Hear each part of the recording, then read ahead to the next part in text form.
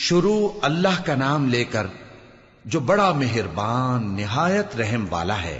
جو چیز آسمانوں میں ہے اور جو چیز زمین میں ہے سب اللہ کی تسبیح کرتی ہے، اسی کی سچی بادشاہی ہے اور اسی کی تعریف ہے، اور وہ ہر چیز پر قادر ہے۔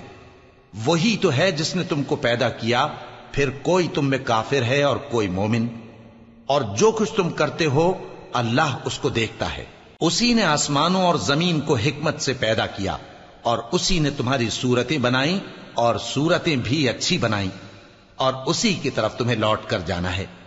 جو کچھ آسمانوں اور زمین میں ہے وہ سب جانتا ہے، اور جو کچھ تم چھپا کر کرتے ہو اور جو کھلم کھلا کرتے ہو اس سے بھی آگاہ ہے، اور اللہ دلوں کے بھیدوں تک سے واقف ہے۔ کیا تم کو ان لوگوں کے حال کی خبر نہیں پہنچی جو پہلے کافر ہوئے تھے؟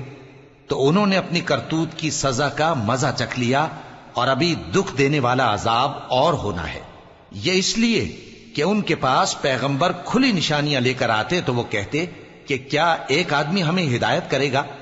تو انہوں نے ان کو نہ مانا اور منہ پھیر لیا، اور اللہ بھی بے نیاز ہو گیا، اور اللہ بے نیاز ہے، لائق حمد و ثنا ہے۔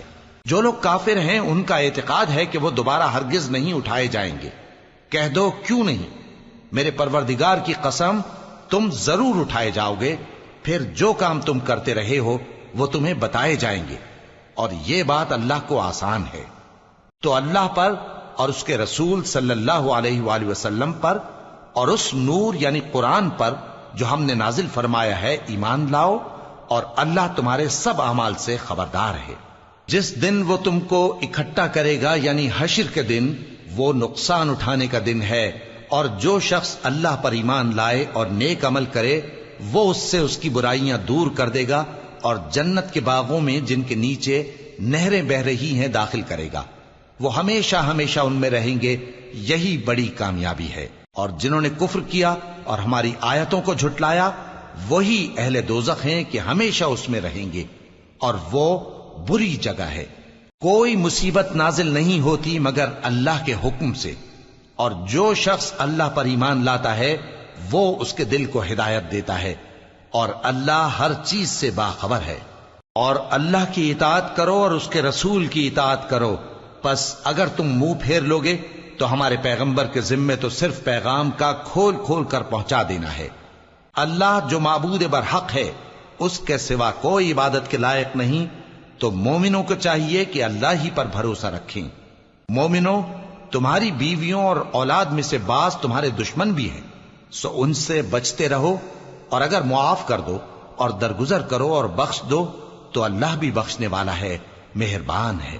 تمہارا مال اور تمہاری اولاد تو آزمائش ہے، اور اللہ کے ہاں بڑا اجر ہے، سو جہاں تک ہو سکے اللہ سے ڈرو اور اس کے احکام کو سنو، اور اس کے فرمانبردار رہو، اور اس کی راہ میں خرچ کرو، یہ تمہارے حق میں بہتر ہے۔ اور جو شخص طبیعت کے بخل سے بچایا گیا تو ایسے ہی لوگ راہ پانے والے ہیں۔